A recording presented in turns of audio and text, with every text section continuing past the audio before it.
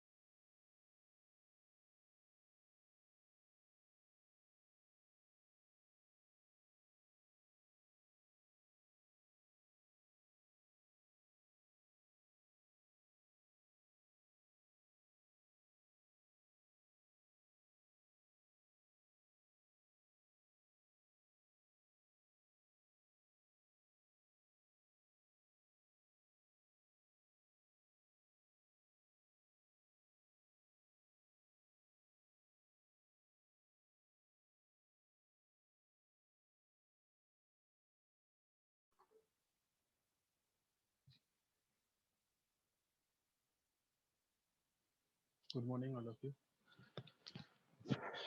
Good morning. Am I audible? Yes, sir. Okay. तो last class में आप लोग CAPM को डिस्कस कर रहे थे, कैपिटल असेट प्राइसिंग मॉडल। ठीक है, तो हम लोग ने न्यूमेरिकल जो प्रॉब्लम्स थी उनको स्टार्ट ही किया था। जैसे कि कल मैंने बताया था अबाउट रिस्क, और बताया था कि भाई दो तरह के रिस्क होते हैं, सिस्टमैटिक अनसिस्टमैटिक। और सिस्टमैटिक को एक्सप्लेन किया हुआ था कि वो उसको डाइवर्सिफाई नहीं कर सकते। अनसिस्टमैटिक डाइवर्सिफाइबल रिस्क होते हैं। ठीक है, ये सारी चीजें हम लोग डिस्कस कर चुके थे और capital asset pricing model start किया था। तो जहां पर मैंने बताया था ये पूरा मॉडल, इस मॉडल के थ्रू हम लोग कैलकुलेट करते हैं एक्सपेक्टेड रिटर्न। ठीक है, और वहाँ पे कंसेप्ट ये है कि कोई भी इन्वेस्टर जितना रिस्क लेगा उसको उतना ही उसको रिटर्न चाहिए होता है। ठीक है, अगर मैं ऐसी जगह इन्वेस्ट कर रहा हूँ जहाँ पे रिस्क नहीं है तो मुझे ज्यादा रिटर्न मैं एक्सपेक्ट नहीं करूंगा उस इन्वेस्टमेंट अल्टरनेटिव से। मगर अगर मैं ज्यादा रिस्क ले रहा हूँ, सपोज मैं इक्विटी में इन्वेस्ट कर रहा हूँ, मैं स्टॉक मार्केट में इन्वेस्ट कर रहा हूँ जहाँ पे बहुत ज्यादा रिस्क इन्वॉल्व है, तो मेरी एक्सपेक्टेशन उधर ज्यादा होगी। क्यों? क्योंकि मैं उधर रिस्क ले रहा हूँ ज्यादा।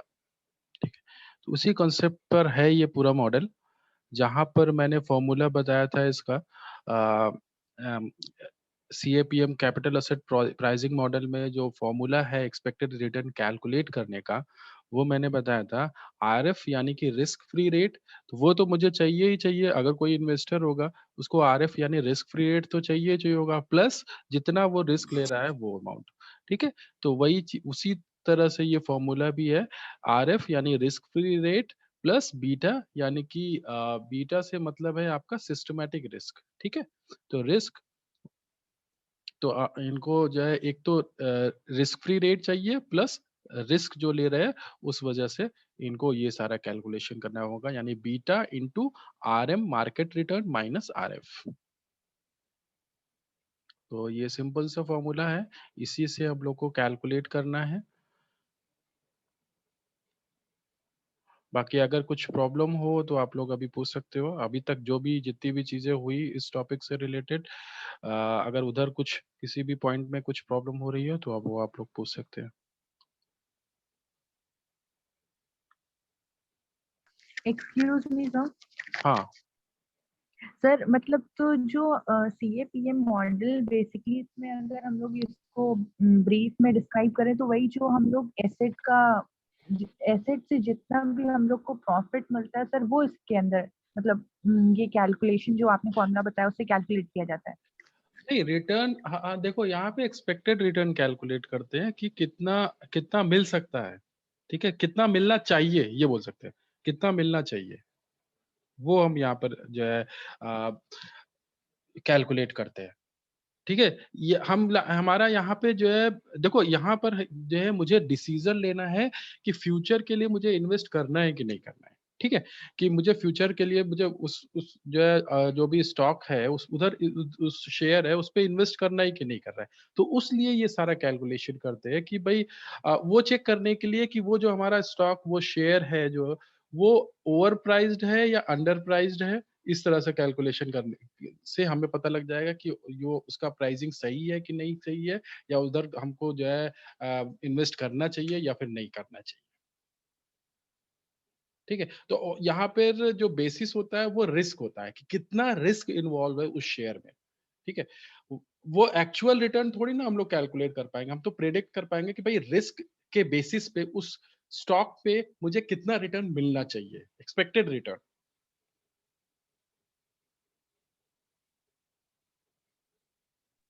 Okay sir, thank you. आगे अभी ये क्या है ना, अभी हम लोग जब प्रैक्टिकल जो प्रॉब्लम्स है न्यूमेरिकल प्रॉब्लम्स है जब वो करेंगे तो ये चीजें और क्लियर हो जाएगी। अभी तो मैं एकदम सिंपल से जो क्वेश्चन है वो करवा रहा हूँ, बाद में जैसे क्वेश्चंस एग्जाम्स में आते हैं जब उस पे आएंगे तो ये कॉन्सेप्ट और क्लियर हो जाएगा। जैसे कि ये एकदम सिंपल सा क्वेश्चन है, यहाँ पर आपको रिस्क फ्री रेट भी दे दिया गया है, बीटा भी दे दिया गया है। बीटा है ये स्टॉक का 2। ठीक है, तो बीटा मैंने कल बताया था, बीटा से मतलब क्या है, बीटा अगर 2.0 है या 2 है तो उस कंडीशन में उसको इंटरप्रेट कैसे कर सकते हैं। तो जैसे मैंने बताया था कि मार्केट का बीटा, ठीक है, सिस्टमैटिक रिस्क हमेशा 1 होता है, और हम लोग बीटा को कंपेयर करते हैं मार्केट से। ठीक है, तो अगर सपोज कोई स्टॉक है उसका बीटा 2 है तो इसका मतलब ये हुआ कि मार्केट में अगर मूवमेंट, ठीक है, अगर सपोज मैं एनएससी ले लेता हूँ, नेशनल स्टॉक एक्सचेंज निफ्टी, जो मार्केट इंडेक्स है, अगर निफ्टी में मूवमेंट 1% से होगा तो जो स्टॉक है जिसका 2 है बीटा, वहां पे मूवमेंट आपको 2% से दिखाई पड़ेगा।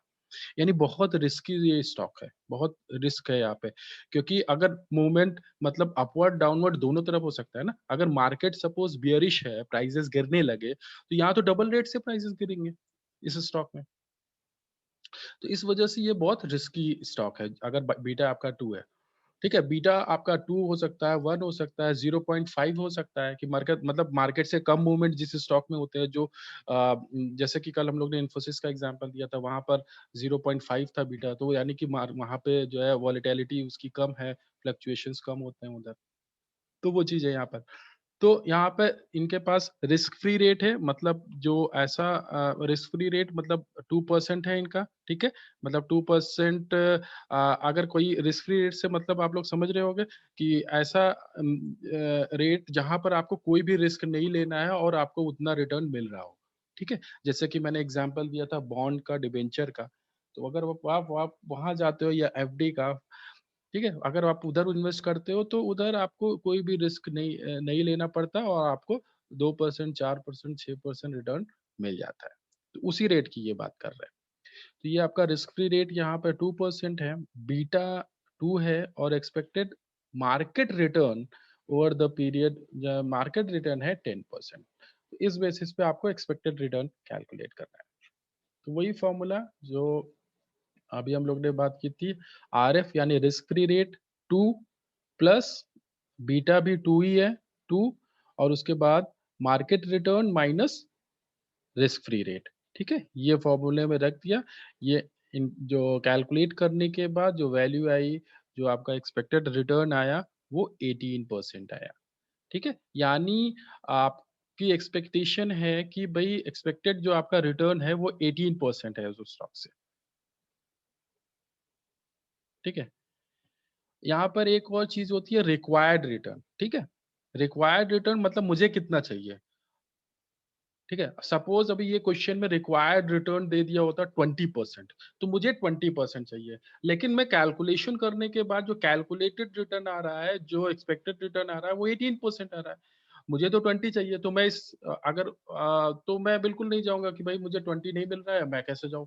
ठीक है, या अगर सपोज मेरा रिक्वायर्ड रिटर्न होता 15%, ठीक है, और तो ये स्टॉक मुझे 18% दे रहा है, तो मैं बिल्कुल इस इन्वेस्टमेंट के लिए जाऊंगा। ठीक है, इस तरह से डिसीजन लिए जाते हैं कि उस पर्टिकुलर स्टॉक में, शेयर में इन्वेस्ट करना चाहिए या फिर नहीं करना चाहिए।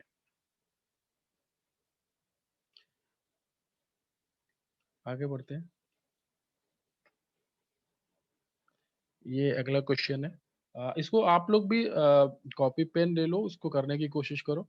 ठीक है, या ऐसे ही जैसे भी आप कैलकुलेट कर पाओ, फॉर्मूला सभी को पता ही है।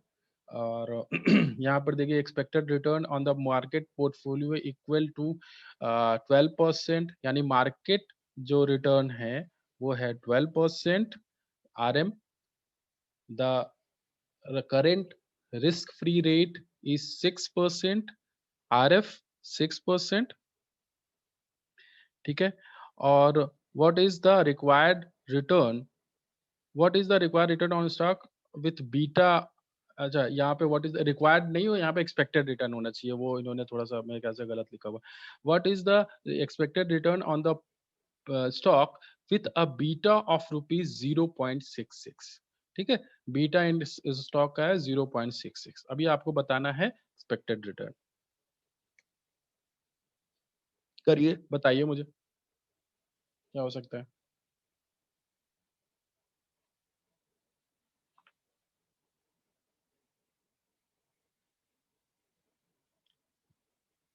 सिंपल है, यहाँ पर पहले रिस्क फ्री रेट जो फॉर्मूला है उसके according, risk free rate plus, उसको याद करने की जरूरत ही नहीं है, बीटा यानी कि 0.66।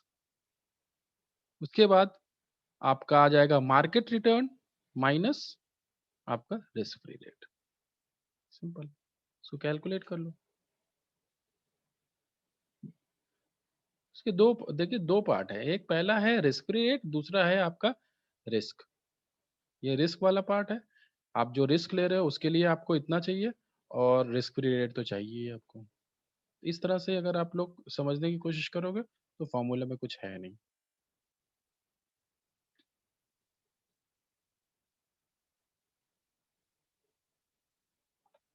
कितना आएगा एक्सपेक्टेड रिटर्न, बताइए।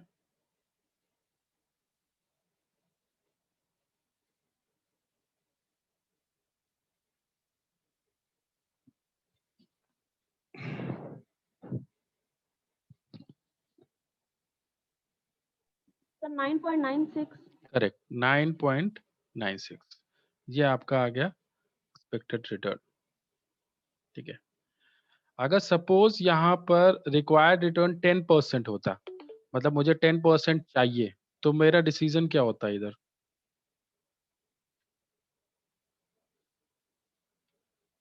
सपोज मैंने कहा कि भाई मुझे 10% चाहिए, और मैं जो कैलकुलेटेड रिटर्न आ रहा है वो 9.96% आ रहा है, यानी मेरा जो रिक्वायर्ड रिटर्न है उससे कम है, तो बिल्कुल मैं नहीं जाऊंगा। ठीक है, मुझे 10, एटलीस्ट 10 तो चाहिए, 10% तो चाहिए ही चाहिए। ठीक है, आगे देखते हैं। अगला question, suppose that the risk free rate is 3% and the market risk premium यहाँ पर बताया गया है। ठीक है, ये थोड़ा सा कंफ्यूज करने के लिए, and the market risk premium is 8% according to CAPM, what is the required rate of return on a stock with beta of 2। ठीक है, तो यहाँ पर जो है आपका मार्केट रिटर्न जो है आपको नहीं बताया गया है यहाँ पर, सॉरी, यहाँ पर आपका प्रीमियम बताया गया है। ठीक है, रिस्क प्रीमियम बताया गया, मार्केट नहीं बताया गया, मार्केट रिटर्न नहीं बताया गया है। ठीक है, तो जैसे कि मैंने बताया था, रिस्क प्रीमियम से मतलब है RM, यानी कि market return minus risk free rate. ठीक है, आपका जो रिस्क प्रीमियम होता है उसका मतलब होता है RF, sorry, RM minus RF। ठीक है, तो यहाँ पे आपको रिस्क प्रीमियम बता दिया गया है 8%। ठीक है, तो ये आपका 8% है। एक सेकेंड, रिस्क प्रीमियम आपका 8% बता दिया गया है। ठीक है, मार्केट रिटर्न आपका बताया नहीं गया, और माइनस RF बताया गया है 3%।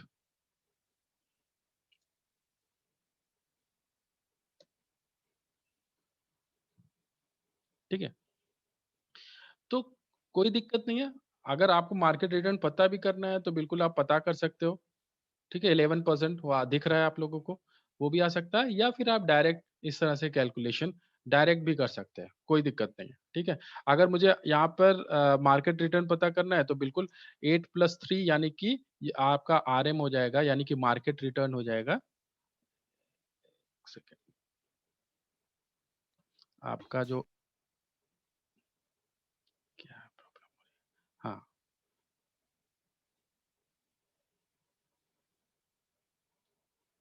RM हो जाएगा 11%। ठीक है, तो बस अभी आपको सारी चीज़ें पता है यहाँ पर, रिस्क फ्री रेट पता है आपको, आपको मार्केट रिटर्न पता है, आपको बीटा पता है, तो बस फ़ॉर्मूले पे आपको रख देना है और आपका आंसर आ जाएगा। इसमें किसी को कुछ डाउट है?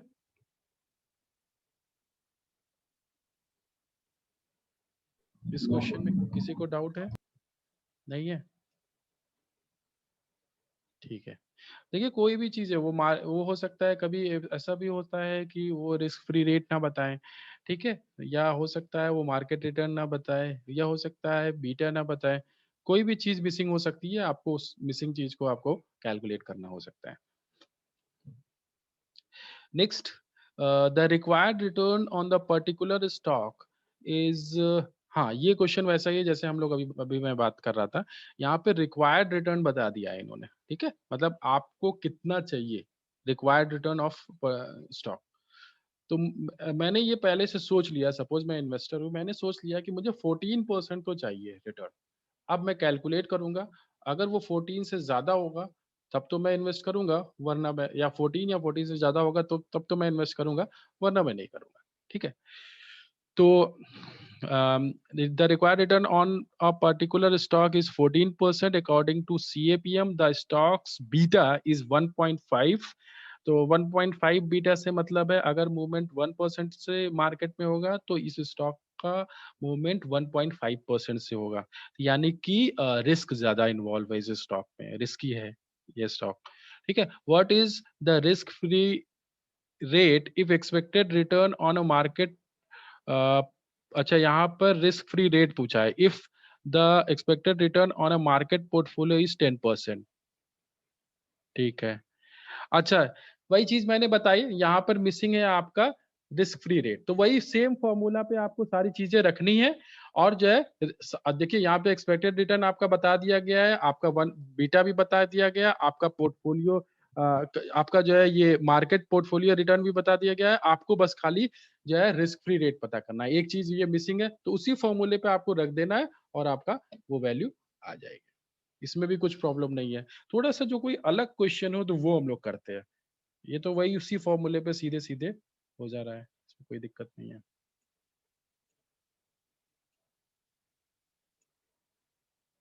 हाँ, ये देखते हैं। इसमें क्योंकि अलग-अलग स्टॉक्स हैं, ये थोड़ा-सा है अलग। हुँ। You have a portfolio that consists of 35% Microsoft stock, ठीक है? इनके पास एक इन्होंने जो है एक पोर्टफोलियो बना रखा है। ठीक है, उसमें अलग-अलग कंपनी के स्टॉक्स इन्होंने लिए ले रखे हैं। पहले इन्होंने माइक्रोसॉफ्ट के लिए ले रखे हैं जो 35% है, ठीक है? जो पोर्टफोलियो में 35% इनका माइक्रोसॉफ्ट के स्टॉक्स हैं, 35% अमेज़न के स्टॉक्स हैं, 30% जीई के स्टॉक्स हैं, और ठीक है, ये 3 कंपनी के इनके पास स्टॉक हैं, ठीक है? और सबका बीटा, जैसे माइक्रोसॉफ्ट का जो बीटा है यानी रिस्क है वो है 1, अमेज़न का 3.0 है और जीई का 0.5 है। ट्रेज़री बिल, जो ट्रेज़री बिल बोले या रिस्क फ्री बोले, रिस्क फ्री रेट बोले, वो है currently return of 4%। Treasury bill rate अगर दिया गया है तो ये मतलब वो आपका रिस्क फ्री रेट है, ये चीज याद रखिएगा। ठीक है, ट्रेजरी बिल एक ऐसा इंस्ट्रूमेंट होता है जहां पर कोई रिस्क नहीं होता, जैसे बॉन्ड की तरह, डिवेंचर्स की तरह होते हैं। यहाँ पर आपको फिक्स रेट से इंटरेस्ट मिलते रहते हैं, रिटर्न मिलता रहता है, और वहां पर रिस्क आपका कुछ भी नहीं होता। तो वो आपका रिस्क फ्री रेट है 4%। And the expected return on market is, market जो रिटर्न है वो है 11.5%। ठीक है, तो आपका मार्केट रिटर्न बताया गया है, आपका बीटा हर एक स्टॉक का अलग अलग बताया बताया गया है, और आपका जो है रिस्क फ्री रेट बताया गया है इसमें। तो फिर क्या दिक्कत है, फिर तो हो ही जाएगा। What return should be expect on your portfolio according to CAPM. लेकिन यहाँ प्रॉब्लम क्या है, आपको पूरे पोर्टफोलियो का रिटर्न बताना है, ना कि एक सिंगल स्टॉक का। ठीक है, तो उसके लिए क्या करना है, पहले आपको पोर्टफोलियो बीटा कैलकुलेट करना पड़ेगा इसके लिए। ठीक है, क्योंकि हर एक स्टॉक का हमारे पास अलग अलग बीटा है। ठीक है, माइक्रोसॉफ्ट का, अमेजॉन का, ठीक है, सबका अलग अलग बीटा दिया गया है क्वेश्चन में। अभी हमें क्या करना है, एक कंबाइंड बीटा मुझे, पोर्टफोलियो बीटा मुझे कैलकुलेट करना पड़ेगा। तो उसके लिए क्या करना है, सिंपल सा फॉर्मूला है, कुछ नहीं करना है उसमें। बीटा इनटू जितना प्रोपोर्शन है, जो वेट है उस पर्टिकुलर स्टॉक का, वो हमें करना है। मतलब बीटा सब, जैसे माइक्रोसॉफ्ट का बीटा है 1, तो 1, और इनका टोटल पोर्टफोलियो में ये कितने हैं, कितने स्टॉक है माइक्रोसॉफ्ट के, 35%, तो 0.35। ठीक है, 0.35 इंटू 1, ये हो गया माइक्रोसॉफ्ट का। ठीक है, 0.35 यानी 35% है ये माइक्रोसॉफ्ट, इनटू जो बीटा है इनका 1। उसके बाद अगर मैं अमेजोन की बात करूं तो इनका भी, ये भी 35% ही मैंने ले रखा है, लेकिन बीटा इनका 3 है। ठीक है, तो 0.35 इंटू 3। ठीक है, इसी तरह जी के मेरे मेरे पास जी 30% है, तो 0.3 इंटू इनका बीटा 0.5 है, इंटू, तो ये हो जाएगा 0 इंटू 0.5। ठीक है, तो ये सारी चीजें, ये सब सारे जितने भी बीटा हैं, इनको ऐड करने के बाद हमारे पास पोर्टफोलियो बीटा आ जाएगा 1.55। ये आ रहा है सभी को समझ में, इसमें किसी को डाउट है?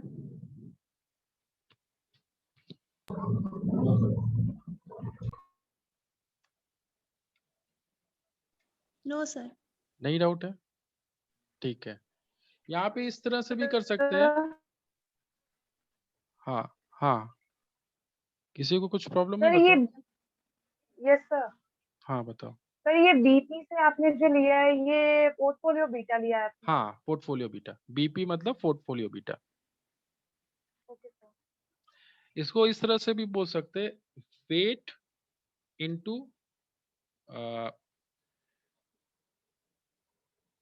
Beta, weight into beta stock 1, इस तरह से भी कर सकते हैं। ठीक है, इस तरह से फॉर्मूला बना सकते हैं, वेट इंटू बीटा स्टॉक 2। ठीक है,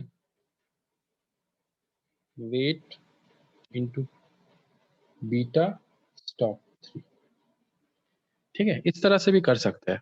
तो ये आपका फॉर्मूला बन सकता है, इस तरह से आप फॉर्मूला बना सकते हैं कि आपको क्या करना है, वेट मतलब जो प्रोपोर्शन है उस स्टॉक का।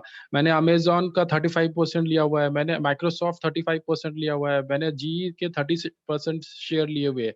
ठीक है, सपोज सपोज मेरा जो पोर्टफोलियो है उसकी टोटल वैल्यू 1 लाख रुपए है। ठीक है, 1 लाख रुपए है, 1 लाख रुपए है। तो यहाँ पर सपोज ये पूरे स्टॉक की वैल्यू, पूरे मेरे पोर्टफोलियो की वैल्यू 1 लाख रुपए है। तो तो मेरा जो है, अगर मैं माइक्रोसॉफ्ट की बात करूं तो वो मेरे पास होगा 35,000 रुपीज का। इसी तरह अगर मैं बात करूं अमेजोन की, तो वो मेरे पास होगा 35,000। और अगर जी की बात करूं तो वो मेरे पास होगा 30,000। ठीक है, तो इस तरह से मैंने मेरा ये पूरा पोर्टफोलियो है। सपोज ये क्वेश्चन में नहीं दिया गया है, लेकिन मैंने ये अज्यूम किया। ठीक है, तो इस तरह से पोर्टफोलियो, तो इसलिए मैंने क्या किया यहाँ पर, मैंने किया क्या, वेट, यानी जितना उस पर्टिकुलर स्टॉक का वेट है, प्रोपोर्शन है, ठीक है, वो यानी कि 35%। 35% को आप 0.35 भी बोल सकते हैं। ठीक है, 35% मतलब 35 डिवाइडेड बाई 100 यानी कि 0.35 इनटू जो भी माइक्रोसॉफ्ट का बीटा है, बीटा है इनका माइक्रोसॉफ्ट का 1। ठीक है, इस तरह से आप फॉर्मूला बना सकते हैं। तो weight into beta 1 plus weight into beta 2 plus weight into beta 3, इस तरह से आप फॉर्मूला बना सकते हैं और इसको कैलकुलेट कर सकते हैं। ठीक है, तो ये तो हो गया आपका। ठीक है, ये सब कैलकुलेशन करने के बाद जो बीटा आ रहा है वो आ रहा है आपका 1.55। ठीक है, 1.55 ये पूरे पोर्टफोलियो का बीटा हो गया। तो अभी तो आसान हो गया क्वेश्चन, अभी तो कुछ करना ही नहीं है। अभी तो यहाँ पर आपका जो है बीटा 1.55 आ गया अगर पोर्टफोलियो का, तो अभी तो आपके पास मार्केट रिटर्न दिया गया है 11.5%, आपके पास रिस्क फ्री रेट है 4%, आपके पास बीटा भी आ गया 1.55। तो अभी तो कुछ नहीं करना है, बस फॉर्मूले पे रखना है और आपका जो है एक्सपेक्टेड रिटर्न आ जाएगा। ठीक है, 4% risk free rate plus beta 1.55 into market return 11.5% minus 4% आपका रिस्क फ्री रेट। आपका पोर्टफोलियो का जो एक्सपेक्टेड रिटर्न है वो है 15.625%। कैलकुलेट करके एक बार आप लोग देख लो इसको, एक बार आप लोग कैलकुलेट करके देख लो, कुछ प्रॉब्लम हो तो बताओ मुझे, क्योंकि ये थोड़ा सा अलग है क्वेश्चन और इस तरह से क्वेश्चंस पूछे जा सकते हैं, क्योंकि ये पोर्टफोलियो से है तो ये थोड़ा सा टफ है, तो इस तरह के क्वेश्चंस एग्जाम्स में पूछे जा सकते हैं। तो एक बार जरूर आप लोग फिर से देख लो, कुछ प्रॉब्लम हो तो बताओ, वरना मैं फिर आगे बढ़ूँ।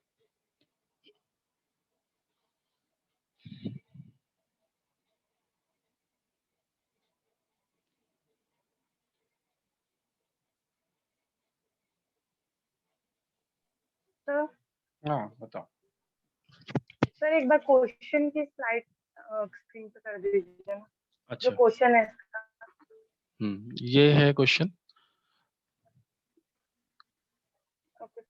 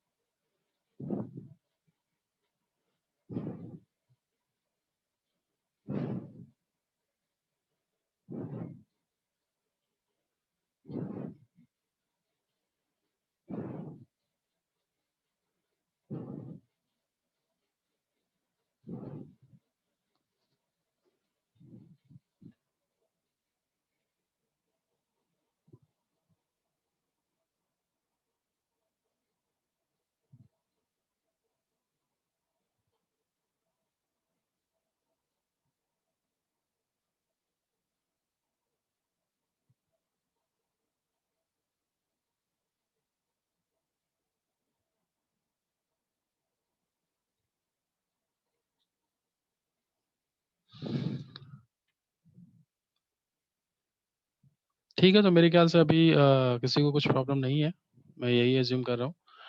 बाकी मैं ये पीपीटी आप लोग को आज कोशिश करूंगा कि शेयर कर दूं। इसमें सारे क्वेश्चंस हैं, उसको आप लोग एक बार फिर से देख लीजिएगा और अगर कुछ प्रॉब्लम हो रही है तो ट्यूट क्लास में जरूर पूछ लीजिएगा। ठीक है, ये अगला क्वेश्चन है, इसमें भी लगभग लगभग वैसा ही है। Suppose you hold a portfolio that consists of 35% Microsoft stock, 35% Treasury bills। अच्छा, यहाँ Treasury bills भी है इनके पास, पोर्टफोलियो में इन्होंने Treasury bill भी लिया हुआ है। ठीक है, and 30% G stock. Microsoft beta is 1, GE beta is 0.5, treasury bill, देखिए ट्रेजरी बिल हमेशा क्या होता है, रिस्क फ्री होते हैं, तो वहाँ पर कोई भी बीटा मतलब वहाँ पे क्या होगा, कुछ नहीं, ठीक है। ऑफर और return of 4%, and the expected return on the on the market is 11.5%. According to CAPM, what return should you expect on your portfolio?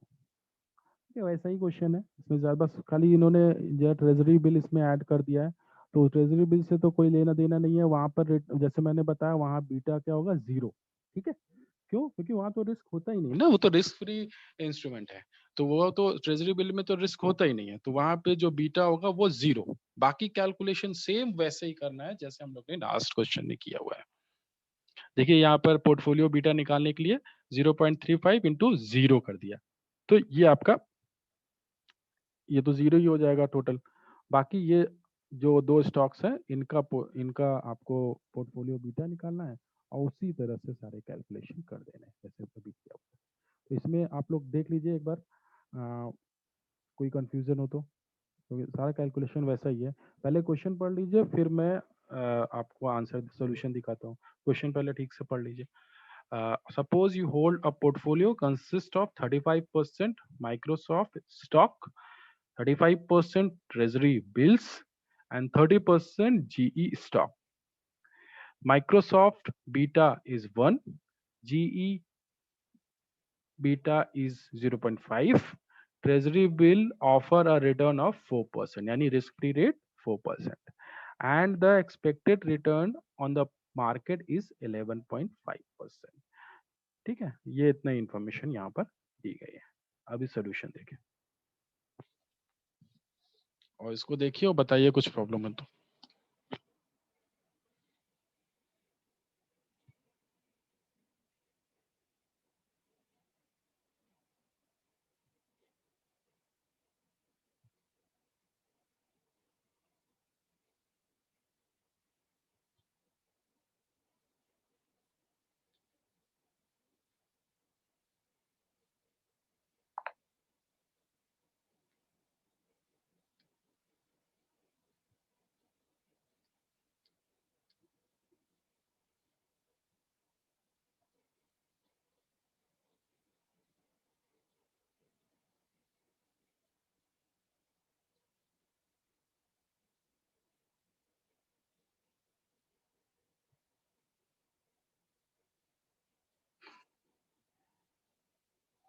Hello दोस्तों के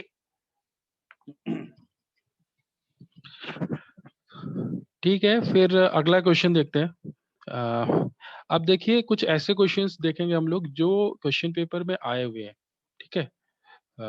जैसे कि ये क्वेश्चन है, mister Shetty is considering investing in X corporation, ठीक है। He expect X corporation to earn a return of 17% the next year. X beta is 1.3, RF यानी risk free rate is 7% and market return is 15%, ठीक है। ऐसे questions पूछे जा सकते हैं आपको एग्जाम में। Should mister Shetty invest in this stock, तो यहाँ पे आपसे जो है एक्सपेक्टेड रिटर्न कैलकुलेट करने के लिए नहीं बोला गया है, मतलब करना तो पड़ेगा आपको मगर आपको ये बोला जा रहा है कि आपको ये बताना है कि मिस्टर शेट्टी इन्वेस्ट करे स्टॉक में या फिर ना करे। तो वो पता करने के लिए सबसे पहले आपको जो है एक्सपेक्टेड रिटर्न तो कैलकुलेट करना पड़ेगा, मगर ये डायरेक्ट क्वेश्चन नहीं है, ठीक है। ऐसे भी क्वेश्चंस पूछे जा सकते हैं, तो आपको पहले कैलकुलेशन करना है, उसका बाद इंटरप्रिटेशन आपको बताना पड़ेगा कि हाँ इन्वेस्ट करना चाहिए, नहीं करना चाहिए, अगर करना चाहिए तो रीजन, अगर नहीं करना चाहिए तो रीजन, ठीक है। इस तरह से आंसर करना है आपको उसको।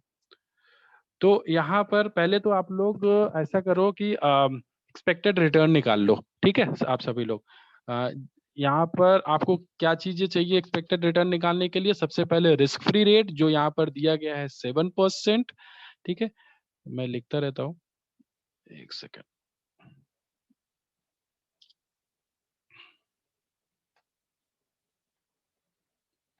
पहले आपको चाहिए रिस्क फ्री रेट, RF कर देता हूँ मैं, रिस्क फ्री रेट जो है 7%। उसके बाद आपको चाहिए मार्केट रिटर्न RM जो है आपका 15%। उसके बाद आपको चाहिए बीटा जो है 1.3। इसके बेसिस पे आप लोग एक्सपेक्टेड रिटर्न कैलकुलेट करो। ये तीनों चीजें मैंने बता दी। सबसे पहले आपको एक्सपेक्टेड रिटर्न कैलकुलेट करना है।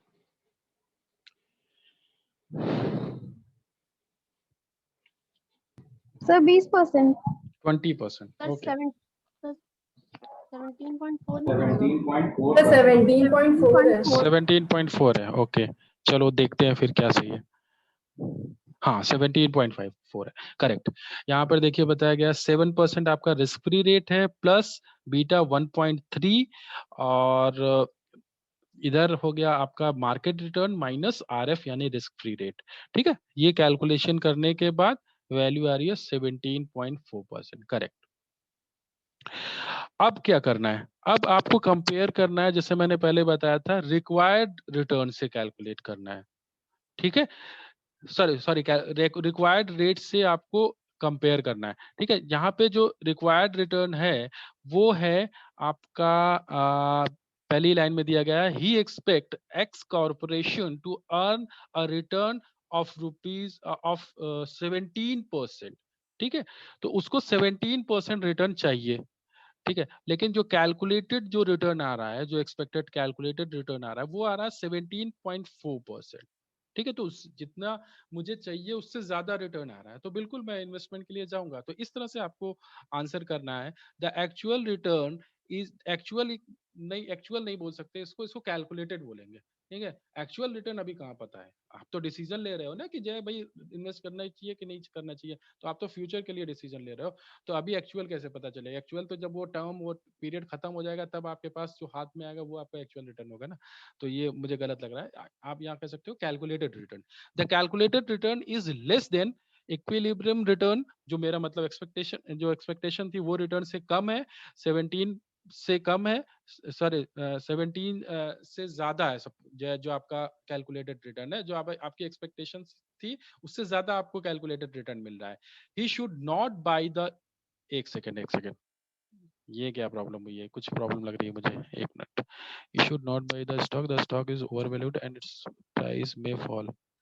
नहीं नहीं, ये गलत है, ऐसा हो ही नहीं सकता। एक सेकेंड, फिर से क्वेश्चन पढ़ते हैं।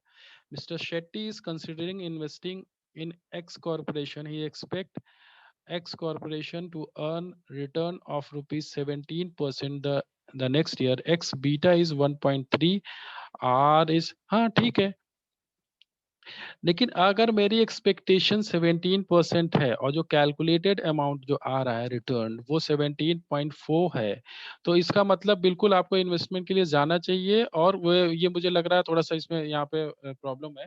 ठीक है, तो यहाँ पर कॉन्सेप्ट ये है कि मुझे बिल्कुल इन्वेस्टमेंट के लिए जाना चाहिए, क्योंकि जो कैलकुलेटेड अमाउंट है वो है ज्यादा और जो मेरी एक्सपेक्टेशन है वो कम है। ठीक है, तो अगर मुझे लग रहा है कि ज्यादा, अगर मैं सोच रहा हूँ कि मुझे 17% मिलना चाहिए और जो है और कैलकुलेशन के बाद मुझे ये पता लग रहा है कि नहीं 17.4% तक मिल सकता है, तो बिल्कुल मैं उसके लिए जाऊंगा, इन्वेस्टमेंट के लिए जाऊंगा। तो ये मुझे लग रहा है कुछ प्रॉब्लम है इस क्वेश्चन में। ठीक है, तो हाँ 17% हमारा एक्सपेक्टेशन